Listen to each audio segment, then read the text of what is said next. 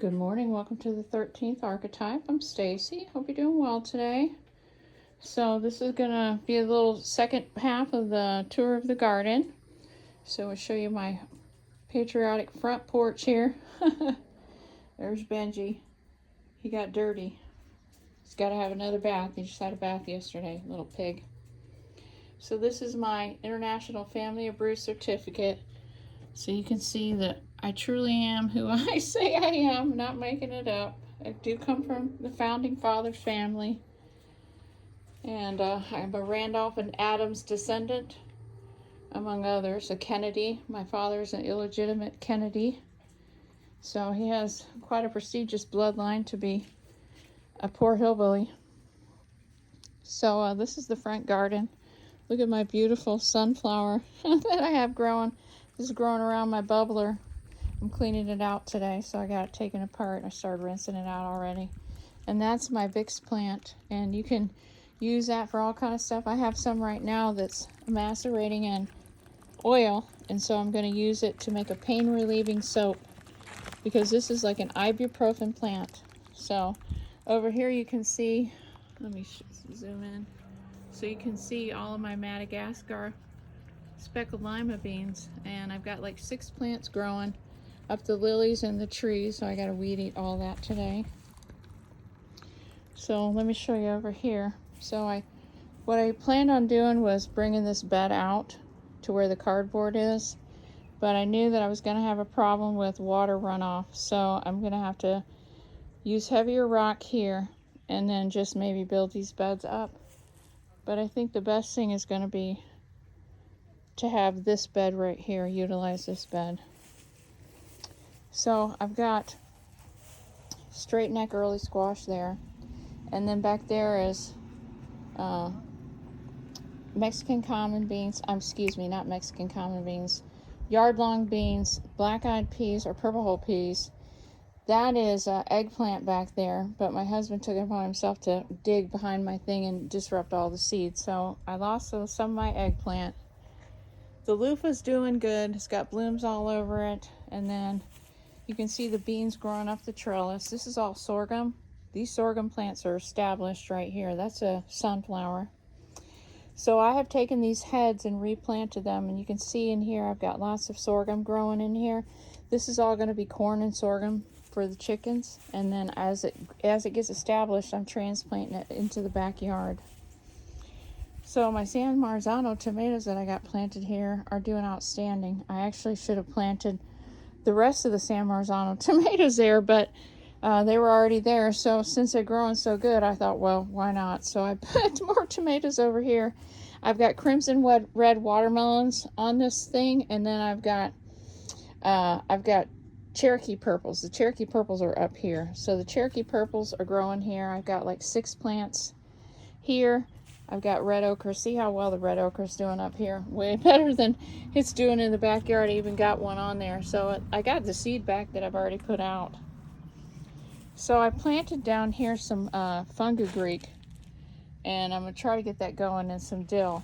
And then right here in this pot, I've got Dr. Weish's yellow tomatoes in here. I got 3 plants, and then I planted some more seed. So you can see that the extra cucumbers, these are straight 8s. They've come up in here, and then these tomatoes should be coming up pretty soon.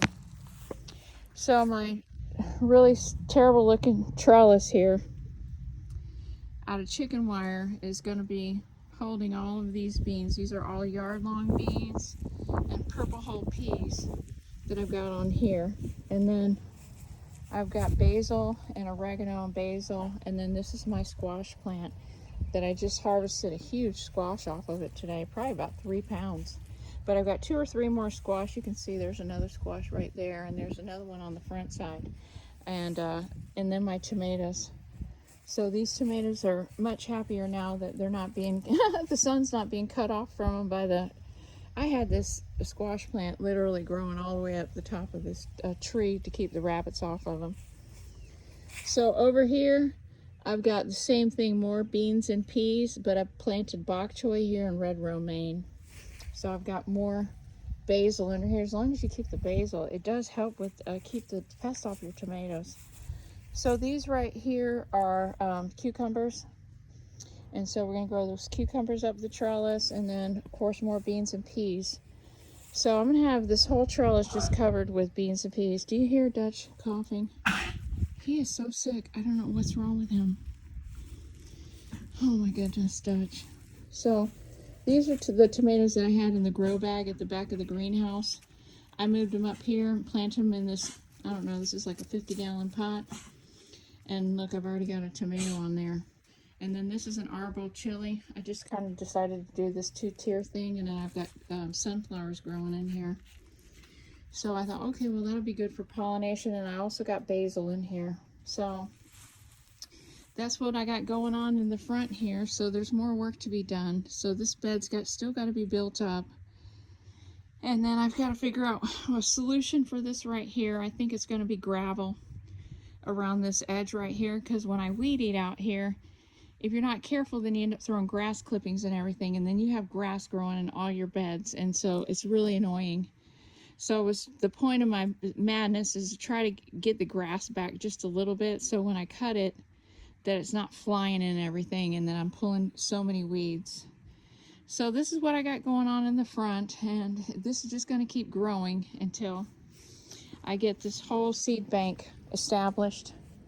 But as you can see, I have lots of lilies, and see, they've got holes in them because this is what these big yellow grasshoppers prefer to eat. And I know the one that's eating my tomatoes is the one actually that took a hitchhike ride to my backyard, because I'd cut down my the dead off of my sea grape out there, and I was going to use those as perches for my chickens. So I had them laid out right here in the driveway. Well, I'll be darned if I drug that whole thing around the backyard and one of those grasshoppers was on it. So I tried to get him off, and I put him down the culvert and tried to get him to go on the other side, and I'll be darned if he didn't hop off, swim straight, and then turn around and swim back, climb up the bank. And I'm like, you better not be in my garden. But I honestly do think it's the same grasshopper. So I'm super excited about having a sunflower. I haven't had sunflowers growing in a long time. I planted some along the back there, but I'm not sure that they're going to come up or not. So that's about it. So the lilies are doing good. See, these guys are huge. This one is about 5 foot tall. And they're really great to put in places where you have a lot of runoff from your roof, because they hold on. They hold on. So I love growing beans around the lilies. They make such a good support system for beans that like to trellis. So it's just an idea, just another way. And so, you know, and then my flowers here, since I built this bed up, this thing has been going crazy. This was one of the few plants that was here when we bought the house. There was no landscaping here, period. So with these, because I grow everything organically with no synthetic fertilizer and no pesticides, I use these rose petals in my soap. I use them in my soap. I make rose water out of them, and I use them in my different kinds of things that I make for skincare at home. And so I absolutely love collecting these spent roses, and I dry them. So that's one thing I like to do. So we're going to be doing a lot of recipes on the 13th archetype. And one of the things that we are going to be doing is we're going to be going through the first American cookbook written by one of my ancestors, Mary Randolph, and we're going to be going through those recipes. And we're going to be showcasing how they did it 250 years ago. How 250 years ago they didn't waste, and that, you know, the story that we've been fed about, you know, the founding of America is only been given in one perspective, and I plan on giving another perspective to it.